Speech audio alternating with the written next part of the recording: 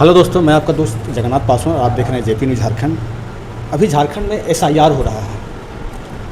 सबसे पहला सवाल तो ये होता है कि एसआईआर है क्या और क्यों हो रहा है, कितने वर्षों के बाद हो रहा है और पब्लिक को इसमें इंटरेस्ट क्यों लेना चाहिए, ये जानने के लिए हम यहाँ पे आए हैं। ये स्कूल के प्रधान अध्यापक महोदय हैं और ये इस प्रक्रिया को करने के लिए मतलब सरकार के द्वारा डिपोटेड है। तो सबसे पहले अपना परिचय दीजिए सर। मेरा नाम कुलदीप कुमार, मैं बीएलओ सुपरवाइज़र 249 से 259 तक का। क्या काम है सर आपका? मेरा काम है कि मेरे अंदर जो भी बीएलओ हैं, 11 बीएलओ, उन लोग किस तरह काम कर रही है, उनके कार्यों को देख रेख करना, जहाँ मिस्टेक हो रहा है उनको समझाना और काम को तेज़ी लाने का कार्य करना। अच्छा सर, एसआईआर है क्या? एसआईआर इसको डीपली जाएंगे तो स्पेशल इंटेंसिव रिवीजन, इसका अंग्रेजी वर्ड हुआ, हिंदी हुआ विशेष गहन पुनरीक्षण। ये भारत सरकार 2003 के बाद अभी ये विशेष गहन पुनरीक्षण करवा रही है और उसी को 2003 को मेन मानकर उसी के आधार पर मैप कर अभी इसे पुनरीक्षण करवा रही है। इसमें ये है कि यहाँ के जो लोग हैं ये छूटे नहीं और यहाँ के नहीं हैं उनको हटाना भी है। एएसडी में जितने लोग हैं एएसडी को हटाना है और बाकी जो फ्रेश लोग हैं इनको इसमें रखना है। अच्छा, ये करने के लिए सरकार को कुछ समय होगा, समय सीमा? जी, ये समय सीमा है 30 जून से शुरू हुई है और 29 जुलाई तक इसका समय है। 29 जुलाई तक जी। इसमें बीएलओ को जो मतदाता पर्ची मिला हुआ है वो पर्ची को डोर टू डोर देना है। जो अभी हमारे प्रखंड में लगभग 100% बीएलओ जो हैं पर्ची को बांट दिए हैं और वो पर्ची डबल प्रति में है। वो एक प्रति अपने पास रखेंगे वोटर और दूसरी प्रति बीएलओ को देंगे भर के और उसी को बीएलओ ऑनलाइन करेंगे। सर, अभी आपने कहा कि हर घर को मतलब डोर टू डोर जाके बांट दिए हैं। जी, लेकिन हम लोग खुद देखे हैं कि पब्लिक जो है उनके बीएलओ के घर जा रहे हैं फॉर्म लेने के लिए, बीएलओ नहीं पहुंच पा रही है। ये तो दूसरा मुद्दा है, अभी इस मुद्दे को हटा दीजिए। जी। सबसे पहले सर आपसे हम जानना चाहेंगे कि एसआईआर से लोगों को फ़ायदा क्या है, नुकसान क्या है? नमस्कार। एसआईआर से सबसे बड़ा फ़ायदा तो ये है कि आपका जो है वोटर लिस्ट में जो है नाम अगर आता है तो ये निश्चित हो जाता है कि आप भारत के नागरिक हैं। कहीं ना कहीं से आपका वो आधार मिल जाता है जिससे आपको पता चल जाता है। और एक इसमें है कि बहुत सारे लोग ऐसे हैं जिनका जो है किसी वजह से कई जगह पर वोटर लिस्ट में नाम हो गया है। स्थान बदलते रहते हैं लेकिन दूसरे जगह पर जो है वो हटाते नहीं हैं और दूसरे जगह पर कहीं नए जगह पर गए तो वहाँ भी उन्होंने जुड़वा दिया। तो इससे क्या होता है कि जो आंकड़ा है सरकार का, वो आंकड़ा जो है वो सही मिल नहीं पाता है। इसमें इस एसआईआर में जो है सबसे महत्वपूर्ण चीज़ क्या है कि आधार के साथ टैगिंग हो रहा है, आधार के साथ लिंक हो रहा है।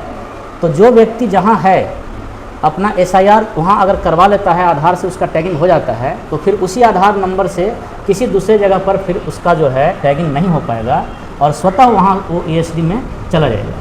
तो ये उससे क्या होगा कि फर्जी मतदाता जो होंगे या ऐसे मतदाता जिनका जो है एक से अधिक जगह पर नाम होगा, वो स्वतः जो है वोटर लिस्ट से जो है वो हटते चले जाएंगे और उससे जो है एक सही आंकड़ा सरकार के पास पहुँच पाएगा कि मेरे पास जो है सही वोटरों की संख्या क्या है। और सरकार अपना जो भी सुविधा है पब्लिक को देना है वो सही तरीके से दे पाएगा। ये तो बहुत बड़ा मुद्दा है। सर, सबसे बड़ा प्रॉब्लम अभी है ना कि लोग फॉर्म को भर नहीं पा रहे हैं। फॉर्म तो लोगों को मिल गया है, लोग फॉर्म को भर नहीं पा रहे हैं। इसको भरना कैसे है सर, इसके बारे में बता सकते हैं? यस। एसआईआर में सभी को फॉर्म मिला होगा इस टाइप का, आप देख लीजिए। इसको भरना कैसे है मैं वो आपको बताता हूँ। सबसे पहले आप इसको QR कोड स्कैन कर लीजिए। अगर 2003 में आपका नाम है तो वो आ जाएगा। अगर नाम है तो आपको इस कॉलम को भरना है, अगर नहीं आता है तो इस कॉलम को भरना है। तो अगर नाम है तो इस कॉलम को कैसे काट दीजिए। अब यहाँ भरना क्या है सो देखिए, आपको दिख रहा होगा। सबसे पहला मतदाता का नाम, तो अपना नाम लिख लीजिए। उसके बाद वोटर आईडी कार्ड में होगा आपका एपिक संख्या, वो लिख दीजिए। रिश्तेदार का नाम,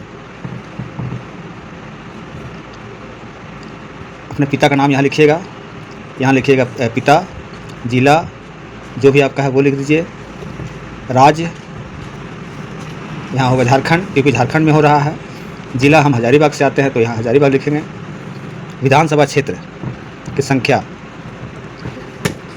आपका जो विधानसभा क्षेत्र है उसकी संख्या यहाँ लिखना है, भाग संख्या लिखना है, उस समय 2003 में क्या भाग संख्या था वो लिखना है, और आपका क्रम संख्या क्या है वो लिखना है।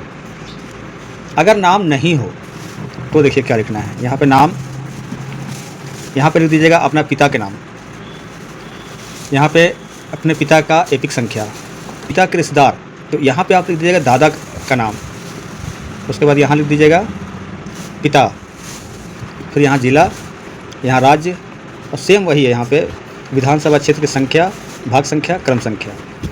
अब यहाँ देखिए, उसके बाद ये महत्वपूर्ण है, सबसे पहले आपको लिखना है अपना जन्म तिथि, जन्म तिथि कॉलम है ये, उसमें डाल दीजिए। उसके बाद लिखना आधार नंबर, यहाँ पे आपको अपना आधार नंबर डाल देना है। उसके बाद यहाँ मोबाइल नंबर देख रहे हैं आप, यहाँ पे आपको मोबाइल नंबर डाल देना है। अभिभावक का नाम, पिता या चाचा, दादा या माँ, जिसका भी है वहाँ नाम लिख दीजिए। पिता पति का जिसका भी आप नाम लिखे हैं उसका एपिक संख्या यहाँ लिख दीजिए। माता का नाम लिख दीजिए, माता का एपिक संख्या लिख दीजिए, और अपने पति पत्नी का नाम लिख दीजिए, पति पत्नी की एपिक संख्या आपको यहाँ लिख देना है। उसके बाद साइन, आपके घर से कोई भी साइन कर सकता है, इसमें कहीं लिखा हुआ नहीं है कि कोई, लेकिन वो साइन करेगा। उसमें आपके बारे में अगर लिखा हुआ है, ये फॉर्म आप भर रहे हैं, आपके चाचा जी या पिताजी कोई अगर साइन किए हैं तो वहाँ लिखेंगे अपना।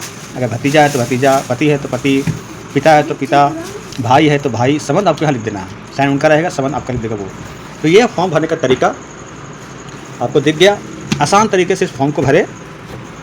आपने फॉर्म कैसे भरा जाता है ये बताया, किनको भरना है ये बताया, इसके अलावा और क्या ऑप्शन है सर? और ऑप्शन है, जैसे किसी व्यक्ति का 2003 के एसआईआर में नहीं है तो अभी बताए थे नेक्स्ट जो सेकेंड पार्ट है उसमें भरना है।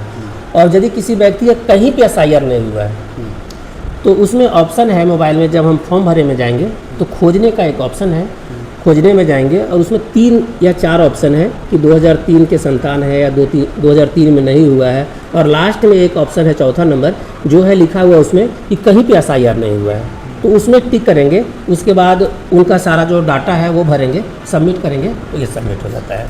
अच्छा सर, इसमें मान के चलिए कोई व्यक्ति ऐसा है जिसका मिस्टेक से या स्पेलिंग गलत हो, कि बहुत से ऐसे लोग इसका स्पेलिंग गलत है, वो सुधारना चाहते हैं, तो क्या इस प्रक्रिया में उनका स्पेलिंग सुधर जाएगा? जी, जो एसआईआर 2003 में हुआ है, सर्च करने के बाद जैसे उनका नाम या उनके पिताजी का नाम या उनके माताजी का नाम किन्हीं का भी गलती है तो वो गलत कॉलम, जो शुरू वाला जो कॉलम है उसमें भराएगा, और नीचे का कॉलम जो भी है उसमें हम अपने आधार के अनुसार जो भी बढ़िया नाम है उसको हम भरेंगे, जो शुद्ध नाम है उसको भरेंगे, डेट ऑफ बर्थ जो शुद्ध है उसको भरेंगे, आधार नंबर जो शुद्ध है उसको डालेंगे, उसके बाद ये सबमिट कर देंगे हम। मान के चले किसी का नाम एकदम कट गया, जी, नहीं हुआ, वो यहाँ अवेलेबल नहीं रहा, वहाँ भी फॉर्म नहीं भरा था, वहाँ भी उसका मतलब वोटर आई डी कार्ड नहीं था, पता नहीं चला, नहीं भर पाया, उसके बाद वो कैसे अपना वोटर आई डी कार्ड बना सकता है? जी, इसमें भी नियम है कि यदि उनका नाम अभी ये पर्ची में नहीं आया है, आपकी प्रश्न है ये पर्ची में नहीं आया है, तो अभी हम लोग को ब्लॉक में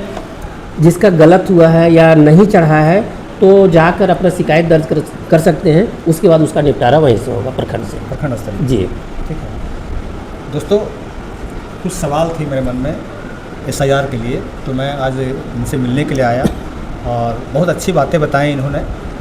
कुछ बातें अभी मेरे माइंड में नहीं है, मैं चाहूँगा कुछ सवाल अगर मेरे को दोस्त करते हैं तो फिर से मुलाकात करके मैं इनसे वो आपका सवाल का जो जवाब होगा वो आप तक पहुँचाऊँगा।